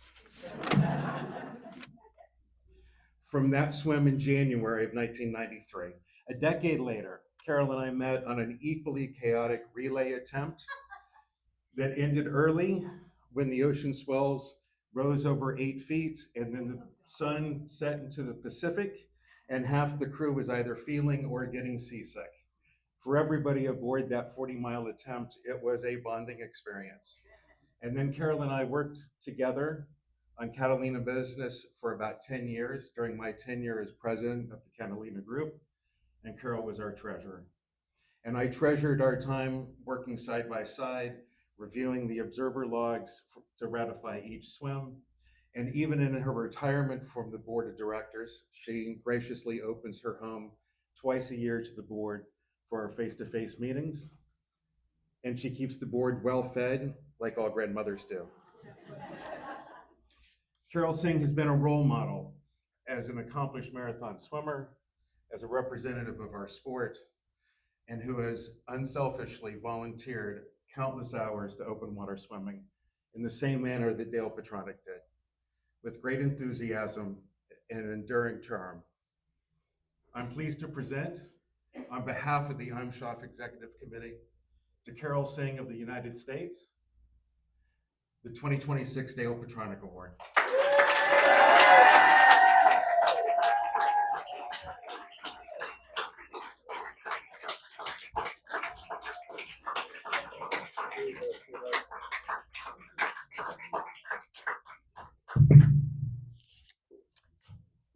I have notes too.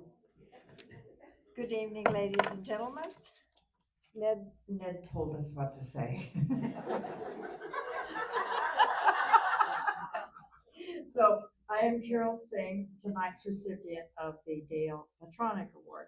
And I love when Forrest introduces me. He's done this in the past and he's so eloquent and kind. He never takes anybody's suggestion that he stand up here and say bad things about me. However, I have to say I miss Kat calling out oldest woman ever when I come up here. So Forrest, back to Forrest and I. We did have fun on the board together for many years. And I was also fortunate enough to be on his very epic swims. And we swam many relays together. So it's been a good time. Okay, I was also fortunate enough to be, on most of his swims. Dale I didn't know as well, more by reputation than anything. However, my one Dale story is classic and also involves IMSHOF. I was voted into IMSHOF in 2000. Dale called to tell me, and at that time, IMSHOF was a offshoot of International Swimming Hall of Fame. And so they were so I was all excited about being inducted, and so I was going to go to Florida. And Dale said, "Oh, don't bother, it's not worth it." Oh no, it's not worth the trip, like from California to Florida. But anyway, so I didn't go, and so I get to stand up here now instead. Okay. So I didn't go. In fact, I don't think I got my sash until Ned entered the picture. And I think Dale would be pleased at how IMSHOF has grown. IMSHOF has had their very own award ceremony since 2011. And the first time in 2011 was in New York. And so the sport has blossomed and IMSHOF has blossomed along with it. Again, lucky me, I was in New York for that first ceremony because the Catalina Channel Swim Federation received the award that year for organization. So I would like to thank the IMSHOF board for honoring me with the Dale Petranech Award. It means a lot to me to stand in front of you all and express my gratitude to the marathon swim community for the many years of care and support you have given me. It is truly a unique and caring group. Everybody involved at every level, organizers, boat guys, observers, family and friends. It's really quite amazing. And I would love to tell stories and name names, but Ned says I don't have enough time. So thank you all again for giving me the opportunity to tell you what a wonderful time I've had being a part of this community. So, thank you.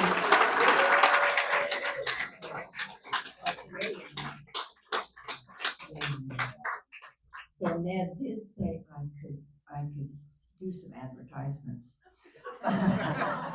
So first of all, the swim this morning was lovely, and I want to thank my organizer for that. She does not want to be thanked, but her initials are SR, and what they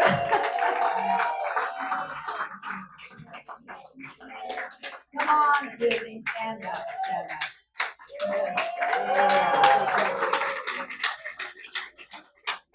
She rallied the local organization, and they brought this amazing potluck. For those of you who weren't there, it was really, really lovely. So thank you, Sydney. I also wanted to do a shout out to Santa Barbara. They have a table here. Yay, Santa Barbara.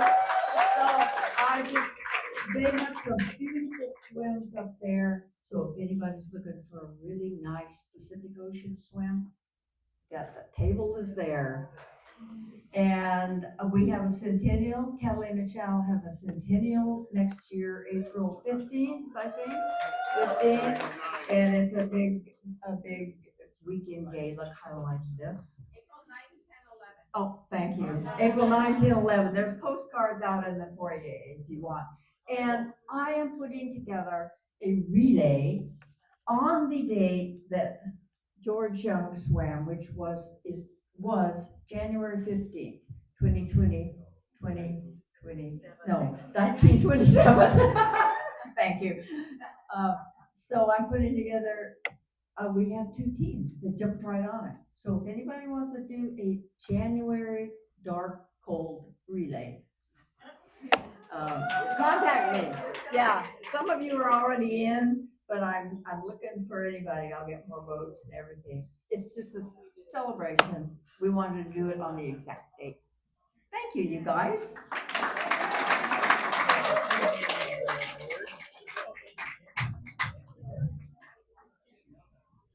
Then I can. Where would you like us to? On that side?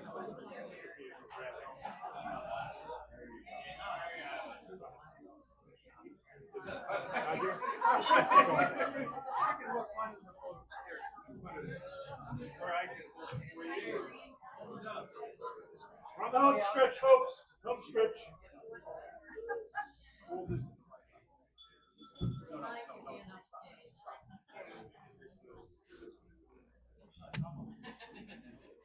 Ladies and gentlemen, good evening. Good evening, fellow honorees. For those of you who don't know me, my name is Michael Reed. I'm from the United Kingdom. I'm 49, single, a non-smoker. Oh, I'm so sorry.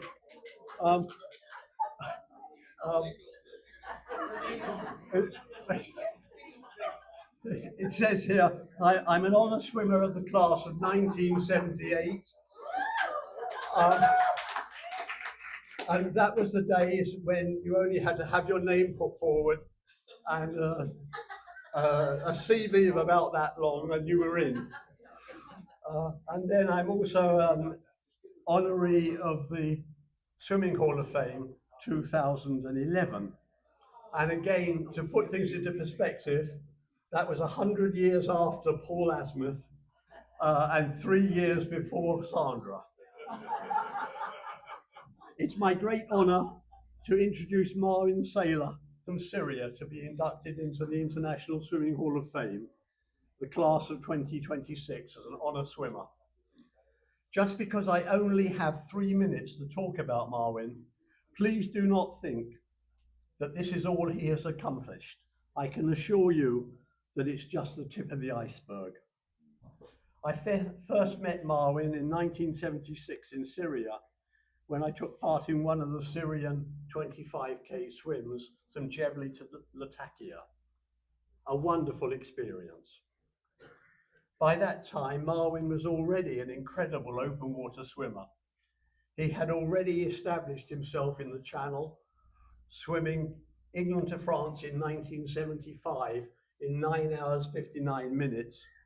and then coming back in 1976 to do it in 9 hours, 27 minutes. His 1976 swim broke the male record for the English Channel. However, reluctantly and sadly, I have to report, much against my better nature, that the overall record had been lowered to 9 hours, 3 minutes by Honoree Tina Bishkoff just 13 days earlier. You've already heard that the women are better than the men, and it's very true, I have to admit it, much as it hurts.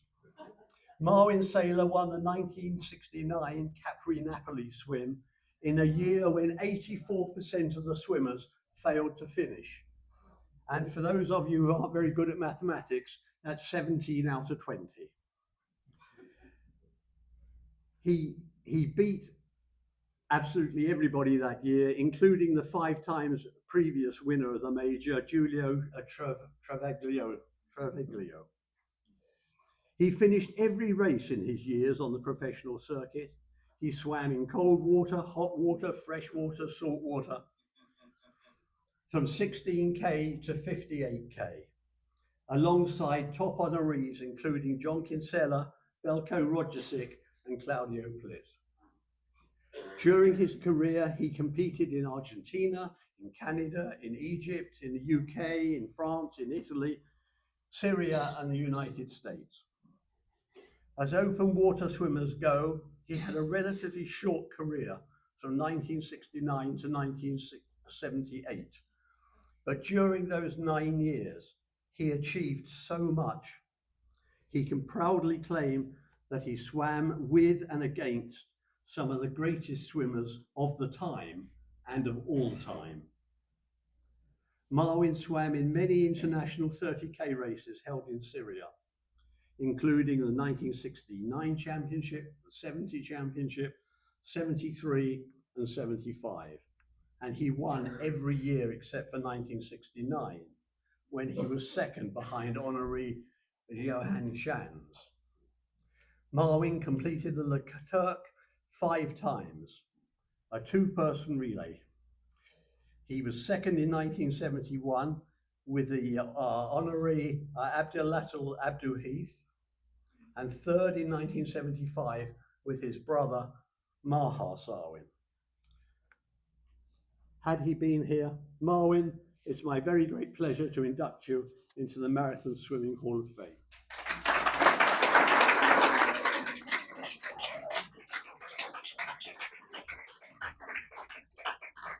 We're on our final introduction. Bear with us, folks.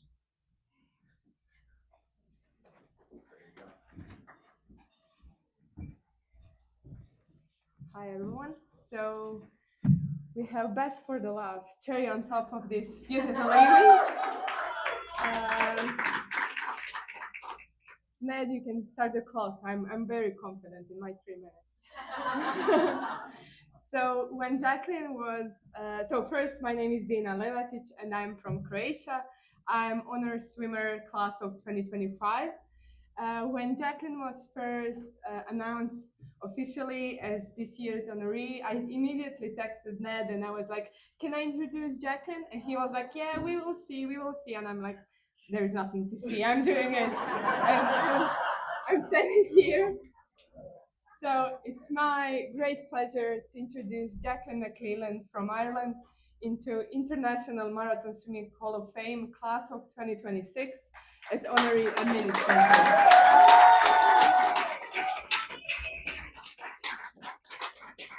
Jacqueline has been a leading and key figure in development and growth of marathon swimming in Ireland. She showed her love and dedication to sport through her work in Infinity Channel Swimming since 2013 and as a committee member of Irish Long Distance Swimming Association since 2014. She also contributed to a growing community of swimmers with disabilities by developing new methods to help them achieve their goals. She also crewed on numerous swims in 7 different countries on 4 different continents. But what makes Jacqueline so special goes well beyond facts. I first met Jacqueline in 2020 on my first North Channel attempt. And from the first moment, I could feel her sincere care, support, and warmth. And my mom, who is there crying, my mom is always on a boat with me on all of my swims. But on my two North Channel swims, I had two mother figures on the boat. And that's what makes Jacqueline so special. And that's what makes her such an integral part of this sport. And she is so important for everyone she crosses paths with. She brings pure love. She brings pure love, never-ending dedication, and a top-notch professionalism to everything she does. She's a true example of how marathon swimming development should look like, and she's always there for anyone in marathon swimming community who needs her. Ladies and gentlemen, please give the warmest welcome to International Marathon Swimming Hall of Fame 2026 Honoree Administrator Jacqueline McLeland.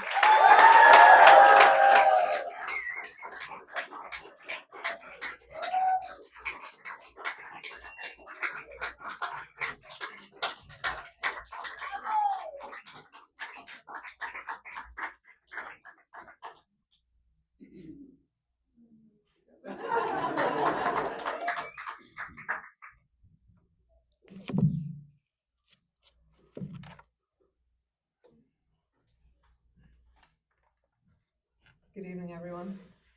Thank you, Dana, for the introduction. I'm really here. And mine will be 2 minutes.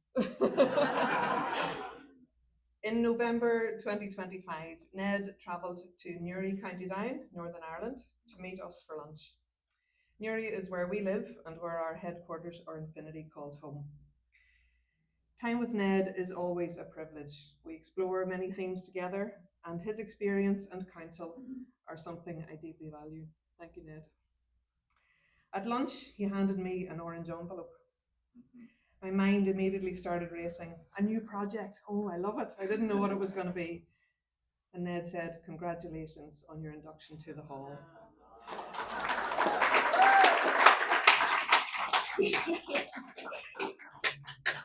And then the penny dropped. Oh my goodness. I definitely was speechless. Thank you to IMSHOF for this incredible honour, as I am inducted as Honour Administrator Class of 2026. I have attended many IMSHOF awards over the years. I love the history, and I'm in awe of the remarkable people around the world who dedicate themselves to driving our sport forward. A lot of you here tonight, everyone here tonight, thank you. As first female inductee for Ireland, I stand here because of the many people who have guided me, supported me, and inspired me. Thank you. The oceans of the world test us all. They humble us all. They teach us that this sport is not only about conquering nature, it's also about respecting it. Our greatest achievements are never reached alone. They are carried by a community moving forward together. Pilots reading the mood of the sea, observers recording every stroke with quiet precision, administrators protecting the integrity and traditions of our sport. Together, we make it happen. Through Infinity Channel Swimming, I have experienced our sport through many perspectives.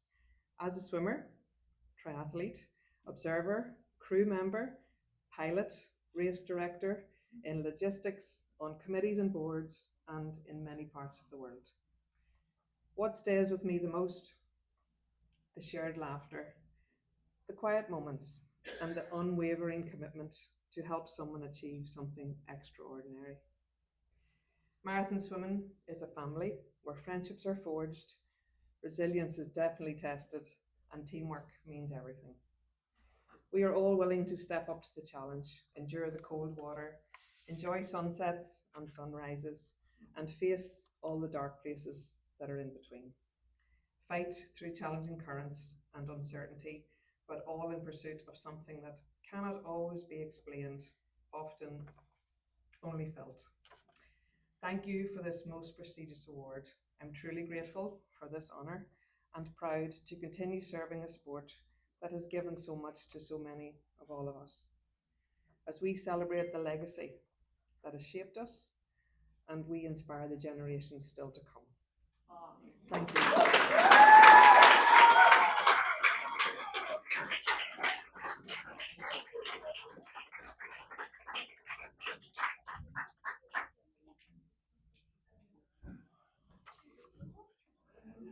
A short recap. 5 new inductees, 2 award winners up on stage, 31 wearing the green sash, 130 in attendance, 24 new and advanced patrons who help support the organization.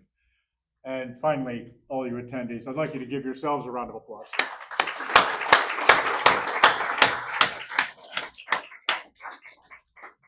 I was going to take credit for selecting the presenters, but clearly Dina's blown that one. That's not going to work at all. She wasn't the only one either. So the presenters, some of them were friends, and that was easy enough. Others made the effort to contact and research. They all were subjected to a Zoom recorded presentation with Ned as a stopwatch. With the odd correction, several I made put a shirt on because we were recording it in case this thing didn't work. A few had to go in the storage unit to find their sashes, no names.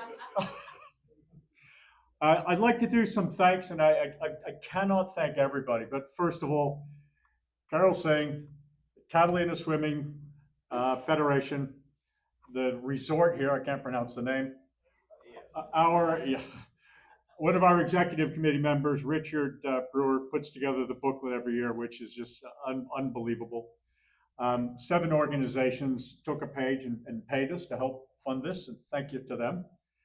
I thought the boat reception was just unbelievable on Friday night.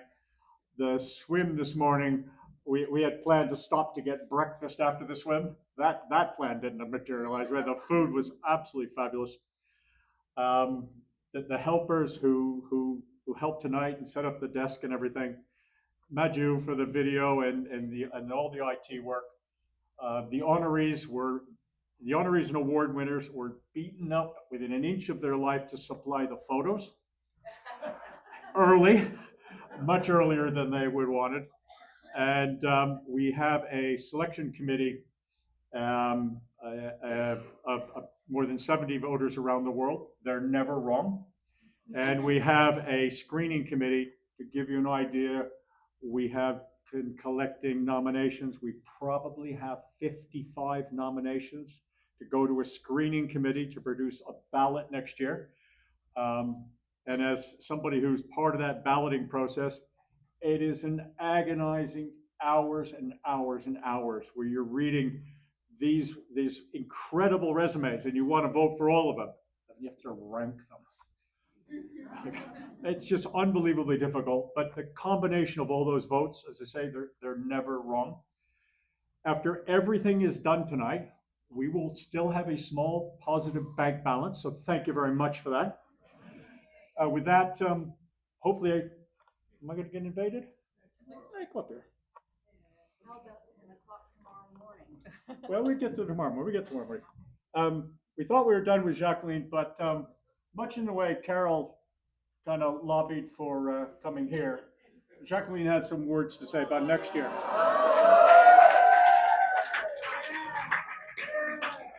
I know you all love cold water. Ireland holds a very distinctive place in the world of marathon swimming. From our rugged coastlines to the unforgiving waters of the North Channel. For 2025, Irish Long Distance Swimming Association ratified 150 solo marathon swims. That's by Irish swimmers in a small country. That's pretty remarkable. I am very pleased to announce that International Marathon Swimming Hall of Fame Awards will be hosted in May 2027 in Dublin, Ireland.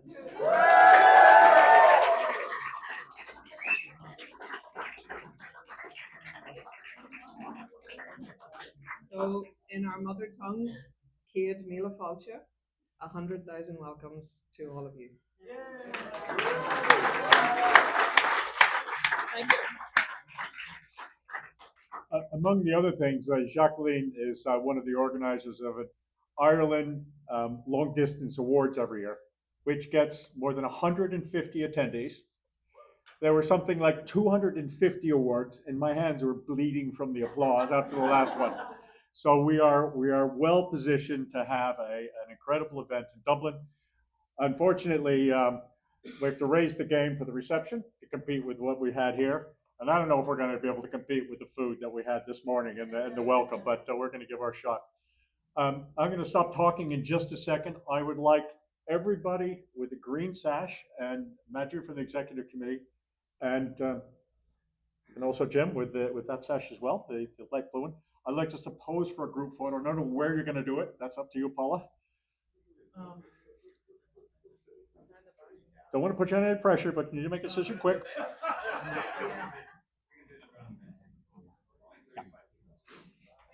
While Paula's deciding, I think a thank you for Paula, our photographer, would be well in order.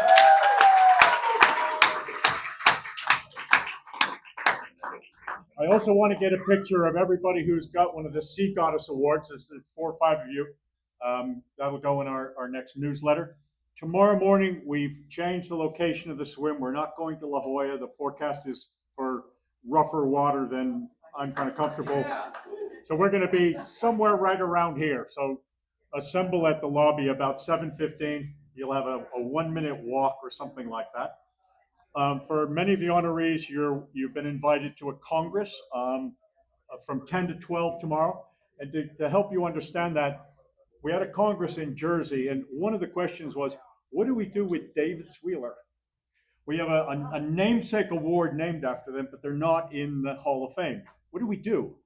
And the strong response was, put them on a ballot. Let the selectors make a decision. So one of the questions we have, and we don't have the answer, is there's now something called the Enhanced Games. No drug testing. What do we do, if anything, about the Enhanced Games? Well, ignore it's one possibility. Bar them all is another possibility. But it's an interesting conversation to have. Just to let you know, we have pretty strong ethics requirements. If you fail a water test, you don't get in. We removed an honoree who failed a water test. And our ethics are even stranger. So I use Mike Reed as an example. Mike, if you play underwater hockey next year and you fail a water test, I'm sorry, we're taking the sash away. So it's a lifetime for us. We take it very, very seriously. And then people are still around on Sunday. There'll be some casual dinners that happen and things like that. And finally, I would say to everybody, have really, really safe travels home. You might find a bar and get a drink later. That's optional. But again, thank you very much, everybody, for your time and everything.